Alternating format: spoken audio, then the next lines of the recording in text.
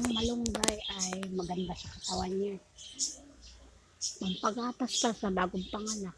Pag ito hinalo mo sa unggo, talagang magkakagatas yung bagong panganak. Di ba ang ganda? Bago kasi siya tubo.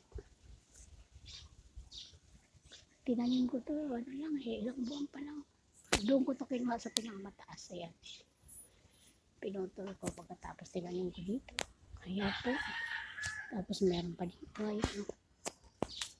Meron pa dito. Ayan siya.